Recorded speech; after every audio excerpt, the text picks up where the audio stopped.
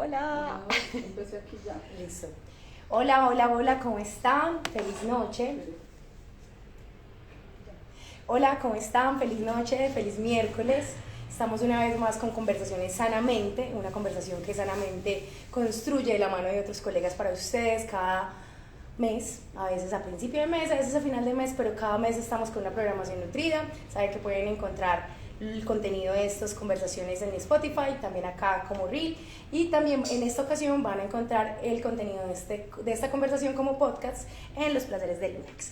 Entonces, yo soy Andrea Echeverry del equipo Sanamente y hoy nos acompaña Vero de Los Placeres del Lunex.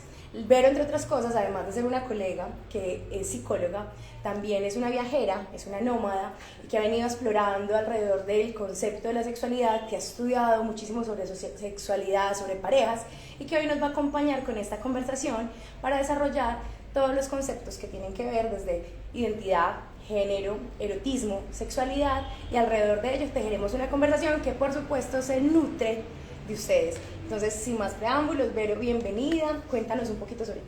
Bueno, hola, ¿cómo están? Primero, gracias por esta maravillosa invitación. De verdad que hayamos cuadrado este encuentro hace mucho tiempo y al fin se hizo realidad. Un día como hoy, Medellín, caliente, se hace mucho calor, justo para el tema que vamos a hablar hoy. Bueno, yo soy psicóloga y soy terapeuta sexual. Digamos, he hecho varios diplomados y varios másteres con relación al tema de sexualidad. Y es cierto, he viajado por todo el mundo. Yo normalmente no vivo acá en Colombia, yo vivo en Australia hace más de ya casi 8 años voy a cumplir.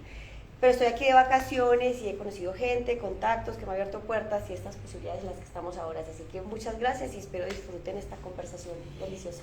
Qué rico tener esta oportunidad de explorar a través de la conversación y también de explorarnos a través de las preguntas. Y como toda conversación y toda conversación necesita un hilo conductor, empecemos por hacer un desarrollo de los conceptos. Ve, empecemos hablando de sexualidad. ¿Qué es la sexualidad? Empezamos duro. Porque realmente no hay una definición concreta de qué es sexualidad o cuando uno se estudia la sexología. Sexualidad es todo prácticamente, es todo lo que nos vincula desde cómo miramos, el contacto, cómo nos involucramos con el otro, desde identidad, desde orientación, desde el erotismo, desde el placer, desde lo coital, que es como lo que cada uno, la mayoría de la gente cree y asume que es como eso, sexualidad, pero abarca absolutamente todo, o sea, desde cómo nos miramos, desde cómo nos involucramos socialmente, desde cómo somos socialmente en el mundo. Todo tiene que ver con eso y todo eso lo estudia, digamos, la sexología en general. Teniendo en cuenta entonces que ahora la sexualidad lo abarca todo, eso es como lo que nos relaciona, nos conecta, nos construye desde ese ser que somos. ¿Qué es identidad? ¿O a qué llamamos identidad? Empecemos primero por sexo. Perfecto. Vamos, sexo, identidad. Identidad y orientación, que son como las tres categorías donde siempre nos confundimos mucho. Entonces digamos que sexo es lo biológico. Y lo biológico que uno diría, bueno, tiene vulva y tiene pene, es un hombre y es una mujer. Esas son las dos categorías, o la tercera que sería el intersexual, antes mal llamado, hermafrodita, que es donde tiene como los dos componentes, o tiene uno más desarrollado que otro, o no se desarrolló ninguno de los dos, etcétera, que puede pasar biológicamente. Sin embargo, para hablar de sexo hay que definir que hay 7 categorías, para no decir si es hombre o es mujer. Imagínate hasta dónde punto llegamos a definir y concretamos el qué es ser hombre y qué es ser mujer. Está lo cromosómico, está lo genético, está lo hormonal, está la parte como externa de los órganos que tenga uno o el otro, y otras categorías más que si uno evalúa todas esas categorías dice, bueno, esto cumplió con la mayoría de esas cosas, es hombre o macho, cumplió con estas, es mujer. Eso es desde lo sexual. Entonces sexual es hombre, mujer, bajo las categorías biológicas e intersexual. Perfecto. Vamos ahora al género, y ahí es donde va como la concepción. El género es una concepción que tenemos socialmente con relación a cómo nos definimos. Entonces, si somos hombres, si somos mujeres, y ahorita hablaremos de todas las otras identidades que hay. Pero es la forma como cuando yo me miro digamos, es lo que socialmente, lo que culturalmente nos han marcado que son estas características de mujer y que son estas características de hombre. Digamos que esas son, género va asociado con lo cultural y lo social. Perfecto. La identidad tiene que ver como, yo lo defino así, sencillo, y es cuando yo me miro en un espejo y digo, bueno, ¿qué veo ahí? ¿Veo a una mujer? ¿Veo a un hombre? No veo ninguna de las dos, que puede ser la intersexual o el cisgénero, o etcétera, que ya vamos a definirlas todas. Pero ¿qué veo en ese espejo y cómo me identifico yo? que es subjetivo, es personal y es psicológico, va asociado como cómo uno se identifica. Y el otro concepto es la orientación o la preferencia, digamos, de qué me gusta. Y ahí entonces me gustan los hombres, me gustan las mujeres, me gustan los intersexuales, me gustan los transexuales, etcétera. Entonces ya vemos, sexo es lo biológico, identidad es cómo me identifico, la orientación es lo que a mí me gusta y el género es la estructura o la concepción que nos da cada país, que puede ser diferente, de qué es un hombre y qué es una mujer. Maravillosa explicación. Vamos a ahondar, no podemos ahondar en todas las letras que están contenidas en las siglas LGBTQ+. Sin embargo, vamos a ahondar en unas siglas o en unos significados que pensamos que pueden ser confusos a la hora de desarrollar o de empezar a explorar un poco de las siglas LGBTQ+. Entonces hablemos de lo queer, lo no binario, el género fluido y agénero. Empezamos con las más complejas de definir. A ver, yo creo que empecemos primero por las letras básicas y ahí nos vamos desglobando para como definirlo más fácil. Entonces empecemos con la primera letra, que es la L, que es lesbianas, mujeres que se sienten atraídas por el mismo género, o sea, otras mujeres. G, que es hombres que se sienten atraídos por otros hombres, que es el gay o homosexual. LGB, que es el bisexual, gracias, que es que me gustan ambos géneros, hombres y mujeres. LGBT, la T tiene tres diferentes categorías, entonces es transexual, travesti y transgénero. Es muy fácil la diferencia porque la gente se confunde mucho. Transexual tiene que ver con que hubo un cambio sexual en su cuerpo. Transgénero, desde el concepto que definimos ahorita de género, es específicamente que tiene ciertos rasgos más del otro género, pero no necesariamente está operado, ese es el transgénero. Y está el travesti, que es la persona que coge elementos del otro género, sea hombre que pone trajes de mujer, vestidos, se maquilla, etcétera, que va un poco también asociado al drag queen, o viceversa, porque también puede haber mujeres que se vistan como hombres desde ciertos momentos y ciertos contextos, es como el travesti. Sigue, tengo que pasar la Q, gracias. Tantas letras. La Q tiene que ver con el queer. La queer es una palabra que empezó en Estados Unidos hace muchos años para catalogar a personas donde no se lograban definir qué eran. Y la definición, digamos, que al principio era como ofensiva, como prejuiciosa, era como raro. Como esto no lo defino, no lo tengo en un concepto, entonces lo defino como queer, que es, la definición sería raro. Pero ahora esa palabra se la han empoderado y ahora se define queer como características que se supone que van de un género, que son hombre y mujer, y las cojo para mí. Se supone que el pintarse las uñas se supone, vuelvo en características porque eso va cambiando generacionalmente, es para mujeres. Las faldas son para mujeres y si las utilizaría el otro género se supone que está en el concepto de queer. Pero también ahí vienen los otros conceptos. Entonces está, por ejemplo, el género fluido, que la característica particular del género fluido es que fluye como el agua o como el viento con relación a que un día hoy me he visto de hombre común y corriente, pero me pongo un bolso muy femenino, digamos. Son como cositas que uno coge, pero no todos los días. Por eso es fluido. Entonces puede ser un día con ciertos rasgos femeninos, otro día más masculinos, y va en ese fluido, digamos, por eso se llama género fluido. ¿Cuál es la otra? No binario. Ahí está, entonces el binario y el no binario. El binario viene de bi, que significa dos. Entonces es como el concepto de que puedes tener ambos. Entonces ahí es donde también está un poco el queer, está también un poco el cisgénero, como, el transgénero. No, el transgénero no. El travesti. El travesti también, digamos que coge características de los dos géneros, eso, el género fluido, pero digamos que lo define más cotidianamente en su vida. Digamos sería el bi. En cambio el no binario es específicamente pues, o el cisgénero, es el que es un solo. Entonces, como yo me identifico en el espejo, es lo que a mí me gusta, lo que a mí me atrae, lo que todo el concepto va liado con una misma categoría, digamos, soy mujer, me gustan los hombres, etc. Entonces como que va por la misma línea, ese es el cisgénero. En cambio el bi es como juega con los dos. ¿Nos falta otro? Género no binario, que no lo hemos desarrollado. El género no binario, exacto, es como bi, es como lo mismo que exacto. El cis, que es como una sola línea. El no binario es como que no es dos, sino que es uno solo. Y quiero agregar también que una persona que se identifica como no binaria puede ser también una mujer que se identifica como no binaria, como no soy ni hombre ni mujer, o viceversa, un hombre que se identifica como no binario, no reconociéndose, cuando hablo de hombre o mujer, es sexo otorgado durante su nacimiento, hombre o mujer, que no se identifican con ninguno de estos dos géneros. Exactamente. Que entre otras cosas en Colombia ya está en la cédula, ya podemos nombrarnos no binarios si ese fuera el género con el cual nos sentimos identificados. ¿Listo? ¿Y a género? Y a género es un poco la definición de lo que se define antes hermafrodita, que ya es un concepto errado desde la sexología, ahora se dice intersexual y es como que ni es lo uno ni es lo otro, o sea, como que se suelta esa definición, entonces no me defino ni hombre ni mujer, porque digamos que los otros juegan con los dos, este es como que no, ninguno de los dos me identifica, ninguno de los dos me representa, me desligo de ambos géneros, entonces ese sería el inicio. Perfecto. Verón. Claro. Yo siento que ha sido, en lo personal, una de las explicaciones más sencillas. Ay, gracias. O sea, como que este podría ser un podcast o una conversación catalogada como género para dummies. Sí, porque es fácil de digerir, de entender, como, ok, ahora está claro. Y ahí vamos sobre la importancia de nombrar. ¿Por qué es tan importante o por qué la necesidad de clasificar tantos géneros? Mira, esta pregunta me la han hecho últimamente mucho.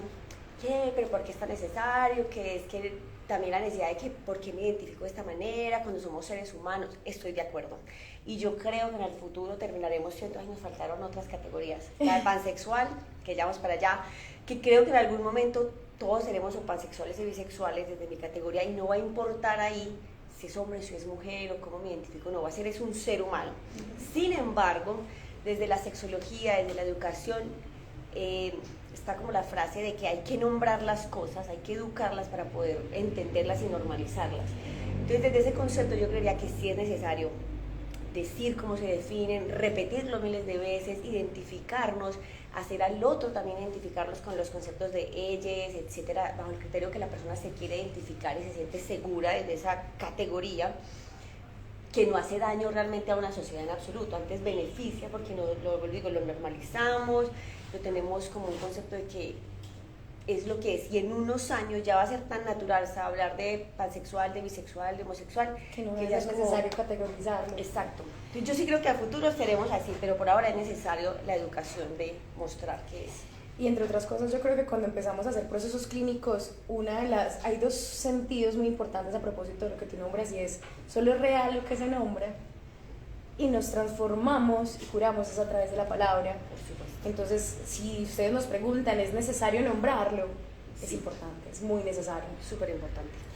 Bueno, finalmente entonces empezamos a hacer el desarrollo, ya pasábamos por todo este ejercicio conceptual, como para empezar a darle una base, llamémoslo epistemológica un poco y también teórica, como a lo que será esta conversación, y empezar a desarrollar un poco sobre el concepto de las preguntas alrededor del erotismo y cómo empezamos a construir ese erotismo desde las formas en cómo nos identificamos y desde nuestro sentir, desde nuestra sexualidad y la forma en cómo empezamos como a transformarnos socialmente, porque esta transformación del género también abre otras preguntas, otras conversaciones y otras formas de relacionarnos con el erotismo.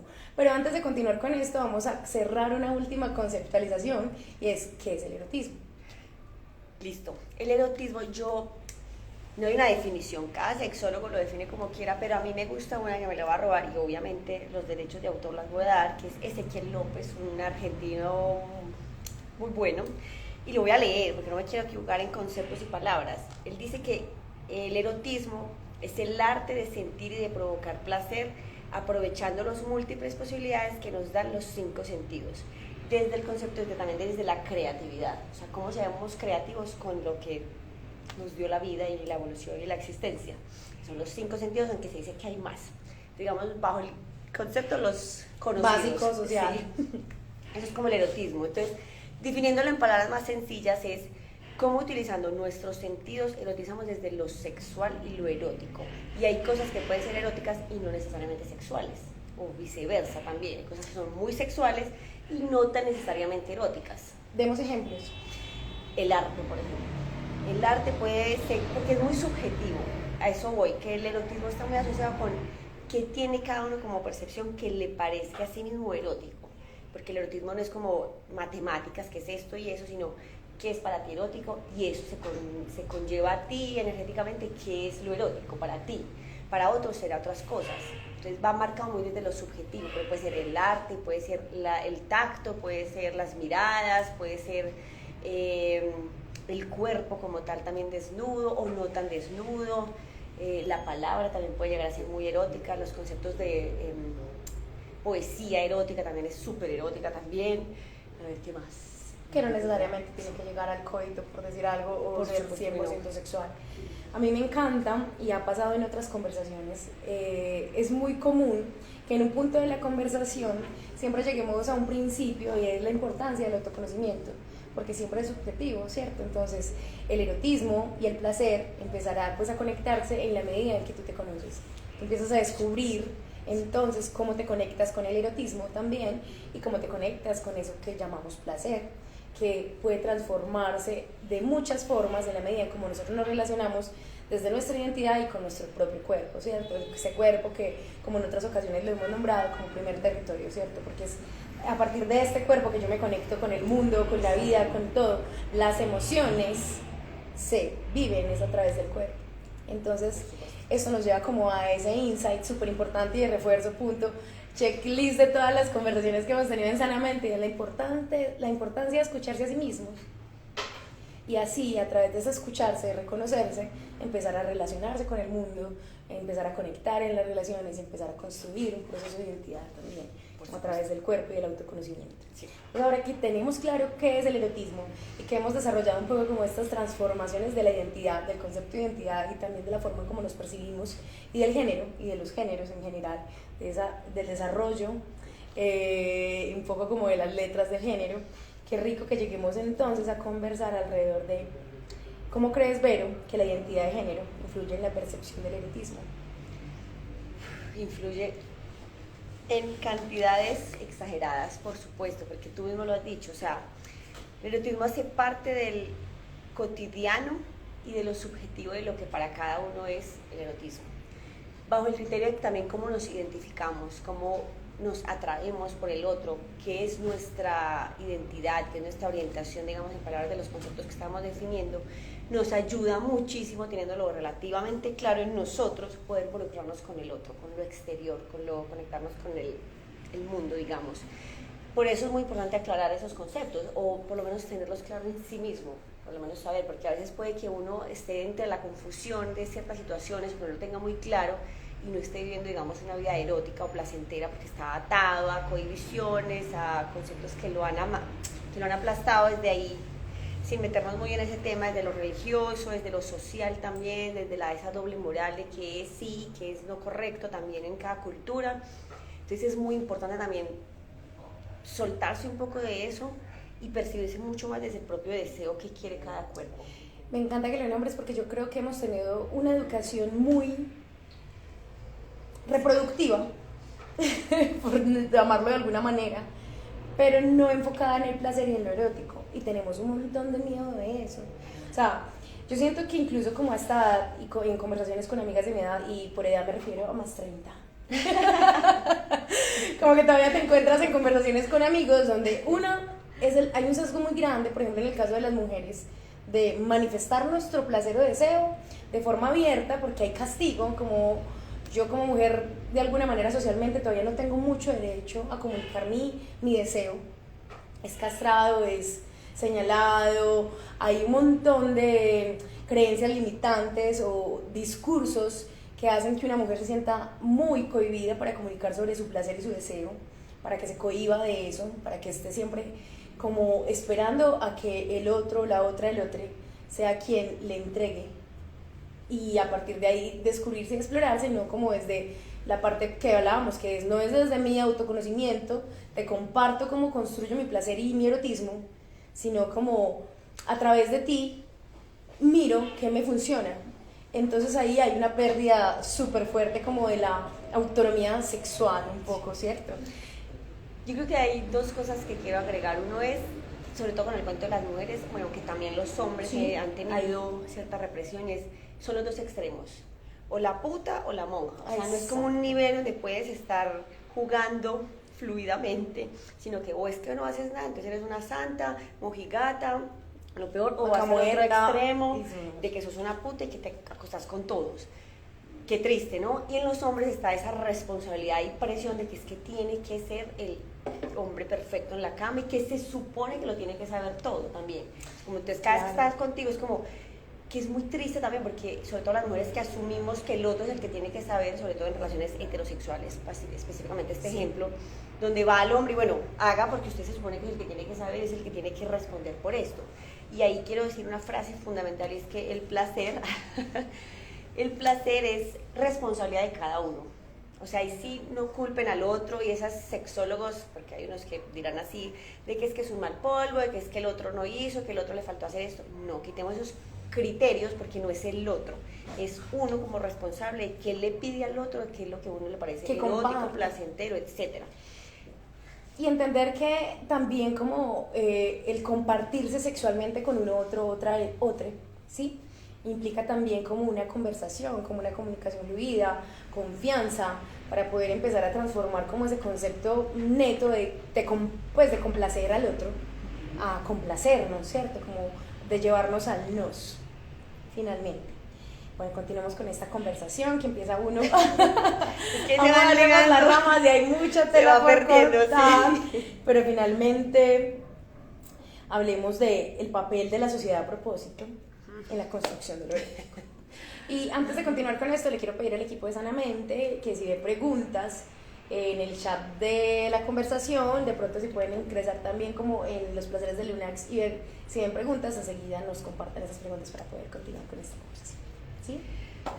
¿Y cuál era la pregunta? La pregunta es el papel de la sociedad en la construcción del erotismo. Ay, Dios, voy a tratar de no tirarle tan duro a la sociedad.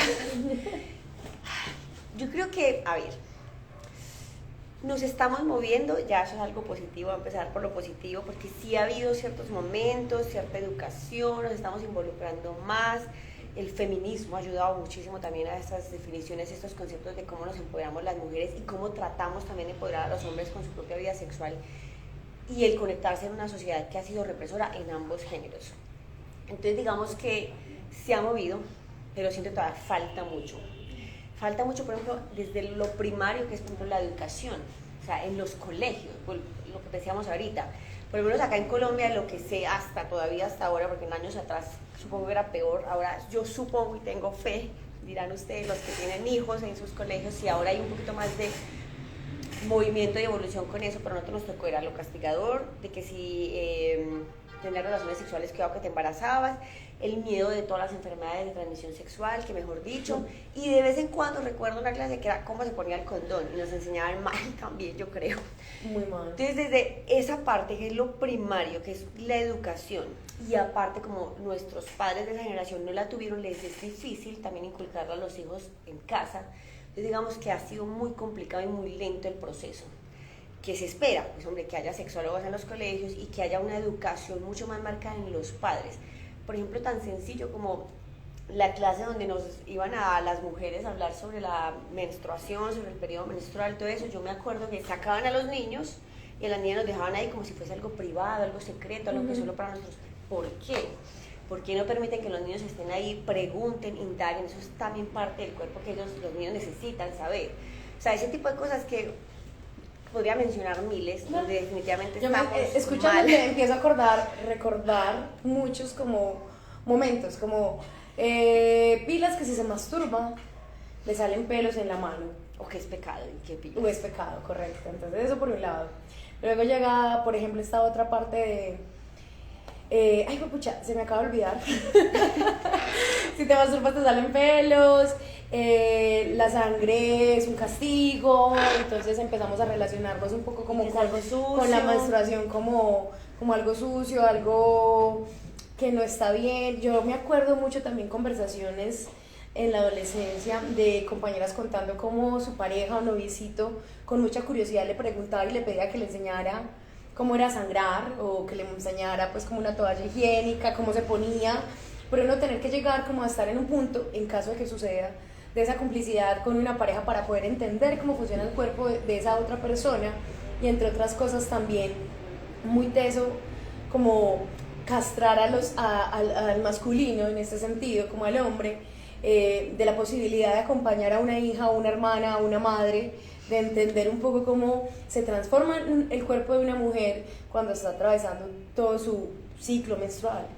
Sí, sobre todo con las mujeres nos han dado duro bajo todas las categorías, desde lo menstrual, desde el concepto, y lo digo muy entre comillas, porque eso es un concepto más religioso más que de la sexología, que es el de la virginidad, que también es redañino para las mujeres, de esa virtud que tienes que cuidar, de que cuidado con tu primera vez, que sí, estoy de acuerdo, es importante, la primera vez sí es importante, pero no bajo el criterio castigador, no bajo el criterio de que perdiste tu virtud, eso no se pierde, tranquilas muchachas, sino desde, o sea, como esas cosas que son muchas, vuelvo y digo, que no involucran a los hombres también desde ese punto, y como que hace una separación y un sesgo que nos hace cada vez más diferentes y más individuales entre hombres y mujeres y más prejuiciosos entre unos y otros, cuando deberíamos ser reconciliarnos, conocer también las facetas. Qué maravilloso sería que tu novio supiera en qué momento de tu ciclo estás, y además porque somos cíclicas, nos conectamos con diferentes movimientos cada momento, que cada ciclo, que cada cosa, unas días estamos más amorosas, otras más histéricas, otras más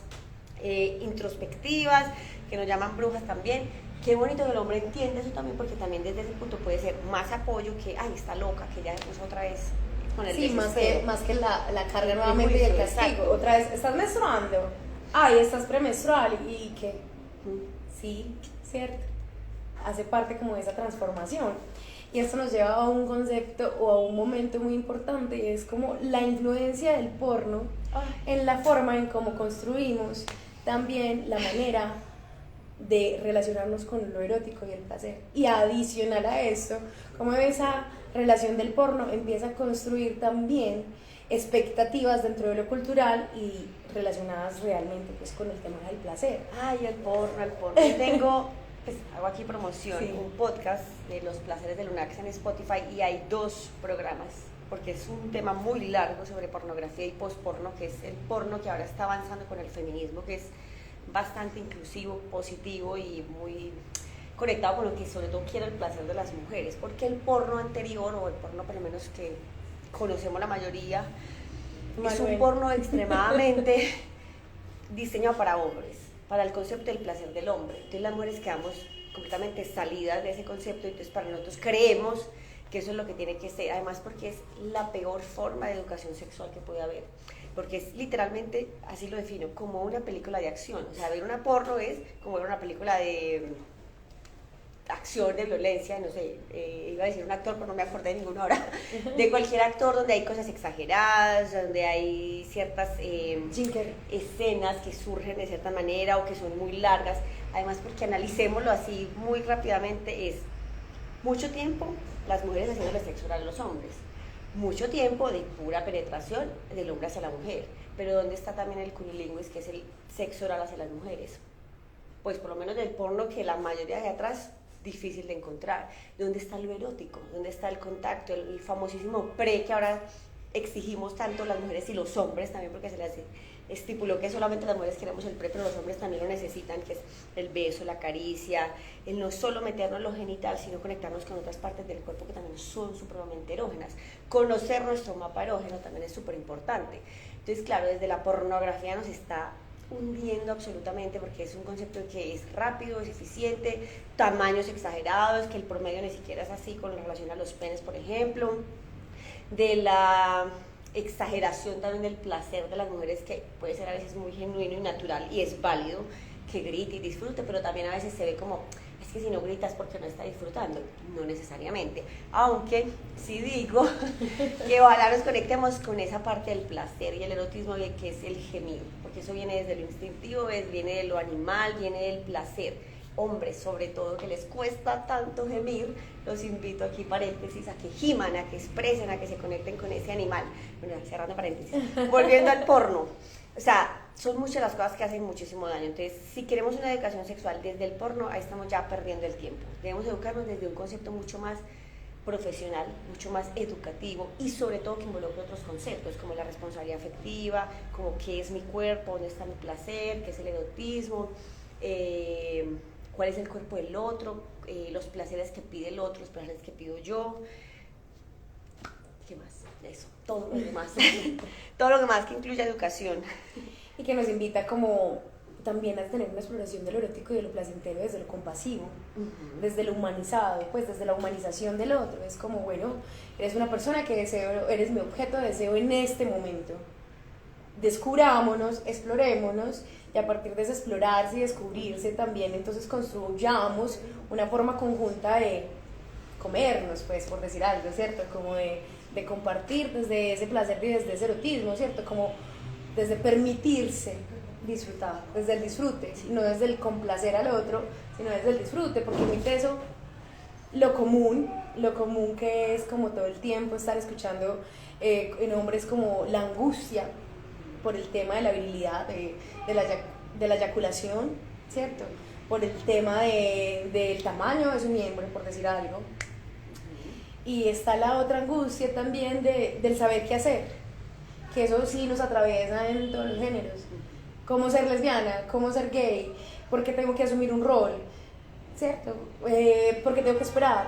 ¿Qué puedo hacer? ¿Cómo hacerlo? ¿Cómo tocar? Y empiezan todas como esa crisis alrededor de no sé mamarlo, no sé tocarlo, no sé masturbarlo, pero tampoco sé masturbarme, ¿cierto? Tampoco he aprendido a entender cómo me gusta que me hagan sexo oral. Entonces es muy común escuchar como, es que no me gusta la masturbación, o eso tan horrible, ¿para qué? O cómo, ¿cierto? Fundamental. O las otras crisis, o ¿cómo le pondríamos a esto? Como poner el orgasmo como fin último, súper encima, como lo único o la única meta dentro de un encuentro placentero o sexual, ¿cierto? Como que reduce, como poner el orgasmo como meta reduce la posibilidad de explorarse y descubrirse y disfrutar la intimidad sexual desde otros aspectos. Yo creo que ese ha sido un error también. Ahí confieso un poquito de algunos sexólogos que empezaron con la teoría de que había paso 1, paso 2, paso 3 para el orgasmo.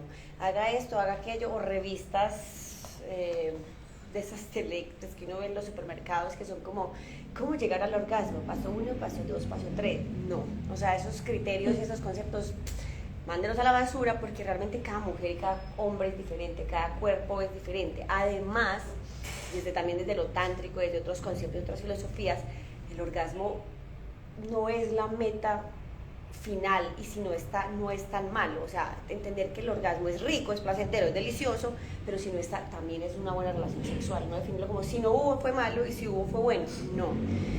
Y también tener en cuenta que, claro, la forma más fácil, sobre todo en las mujeres, que nos ha costado mucho el conocer nuestro propio cuerpo, es la masturbación.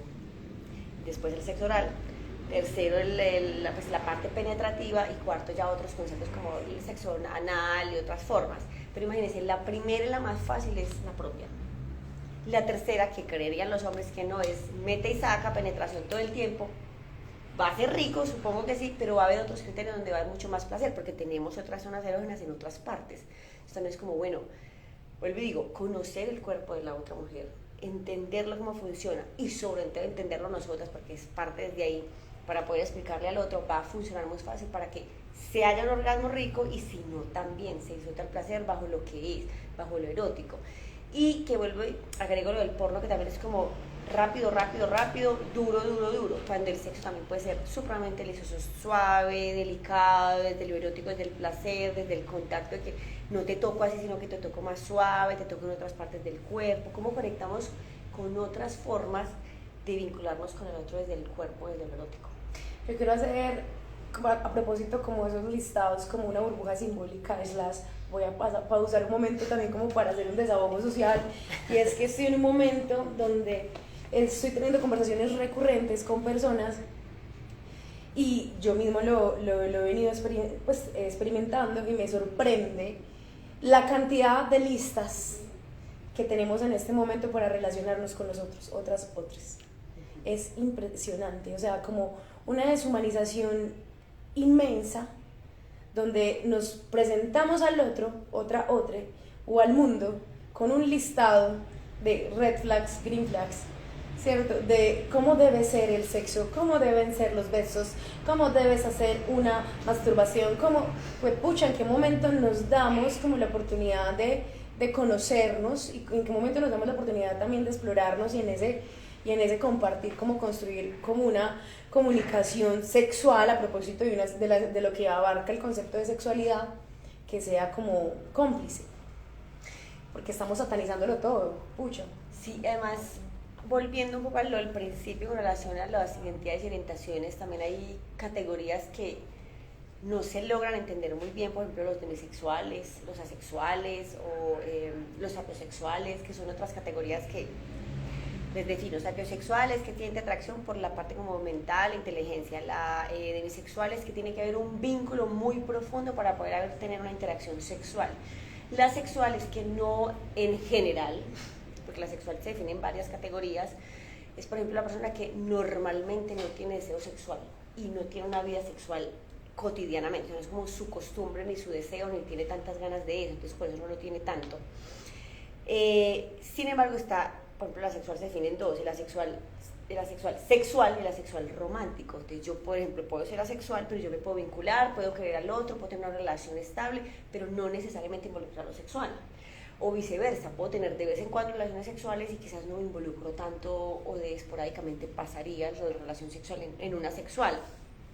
Y miles de otras categorías que les juro que no acabaríamos nunca, que definen también, vuelvo y digo, desde esa propia identidad, desde esa propia percepción, cómo juzgamos al otro, pero cómo no te van a dar ganas, pero cómo así que tenés que estar súper involucrado emocionalmente para poder tener sexo y la vida es para disfrutar la folla con todos, o al contrario, o sea, cómo prejuiciamos al otro por su forma de percibirse sexualmente, su forma de identificarse sexualmente, cuando cada persona es un mundo, cada persona vive su sexualidad de formas diferentes, vive el erotismo de formas diferentes. Entonces también dejemos de ver en ojo ajeno, sino concentremos en nuestro propio placer, nuestro propio disfrute. Claro, porque eso trae otras presiones también. Por ejemplo, en el caso del sexo masculino, como la erección no funciona o dura poco, como si no eyacula el mito, entonces es porque ya ha estado con muchas personas hoy, ¿cierto? Como ese tipo de cosas que empiezan también a castrar un poco como esa posibilidad de permitirse, ¿cierto? Los tamaños, determinar el placer o la virilidad a partir del tamaño, como si lo único que nos conecta con el placer fuera como el coito y la penetración, que es importante en cierto punto para ciertas personas. Y aquí también hacemos un slash en el sentido de que, obvio, ¿cierto? Todos tenemos preferencias y ahí empezamos a construir también lo erótico, ¿cierto? Yo puedo definir y decidir como qué es lo que más me gusta y puedo buscarlo y puedo pedirlo, y en ese otro pues ya estará como esa disposición de compartirse desde ahí, pero como satanizar también a un otro, otra u otra, como por la incapacidad de cumplir esas expectativas que he ido construyendo desde lo social. Es también un poco injusto, ¿cierto? O desde lo romántico también. Desde lo romántico. Porque también parte otras categorías como las relaciones abiertas, el swinger, la polisoltería, el poliamor, también son otras formas en cómo yo me quiero vincular con otros. Entonces, me encanta. ¿Cómo lo rompes? O como, ay, no, es que está mal, es que como así, tiene que ser una relación monogámica, estable para toda la vida. Es más, desde lo biológico aquí les digo, les descarto aquí la ilusión, y es que realmente el proceso, estamos diseñados para no ser monogámicos para toda la vida, eso es claro. No necesariamente bisexuales, eso ya lo miraremos a futuro, quizás yo creería que sí, pero eso no lo vamos a analizar ahora. Pero se supone que no estamos diseñados para una relación monogámica en general, o por lo menos no toda la vida. Imagínate uno estar enamorado de una persona toda la vida. Por eso la etapa del famoso enamoramiento dura un año, año y medio. Y ahí es donde está el concepto de la decisión del amor. Entonces ya no es esa química, esas hormonas ahí moviéndose, donde mostramos la mejor cara con la etapa del enamoramiento, sino que es la decisión de, bueno, decido yo amar a esta persona. Sea monogámica, sea poliamorosa, sea polisoltera, sea swinger o sea relación abierta, que es válida absolutamente todas. Y vuelvo y digo, desde el prejuicio, descartémoslo, pero desde la concepción también de qué es el amor. O sea, ese es ya todo un tema y nos vamos para otro lado.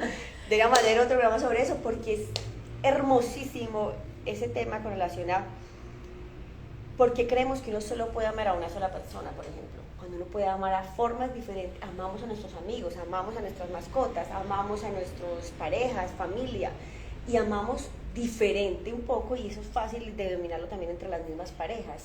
total, slash número 2, burbuja simbólica nueva, es que en serio que me encanta porque empiezo a hilar como conversaciones y yo creo que a todos y todas nos ha pasado como conversar y llegar a estos puntos, pero hace poco incluso hablaba con un amigo y él me decía súper teso, porque estamos en un momento donde las personas tienen muchísimo miedo del compromiso y de los vínculos, pero ese miedo del compromiso y de los vínculos es porque tuvieron una ruptura que fue dolorosa y no quieren volver a sentir dolor, y a pesar de que hay una búsqueda del afecto, que todos estamos de alguna manera, que el afecto es importante y queriendo conectar desde el afecto, nos sentimos súper incómodos con el afecto. Entonces me decía, tenía un vínculo el que llevaba compartiéndome sexualmente durante 3 meses, y no solamente sexualmente, o sea, estábamos compartiendo otros escenarios y fuimos súper claros que no queríamos una relación monogámica de pareja, simplemente queríamos compartirnos desde la intención de compartir y tener vida íntima y sexual.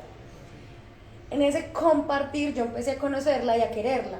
No quería ser su novio, no era ese mi meta ni mi fin, pero la quería como una humana con la que comparto mucho tiempo, a la que respeto y admiro. En el momento en el que yo le verbalizo a ella 3 meses después de estar encontrándonos una vez a la semana mínimamente o muchas veces a la semana, le digo, te quiero mucho. Ella entra en pánico y me dice, dejamos hasta aquí porque yo te dije y fui muy clara que no quería ser tu pareja.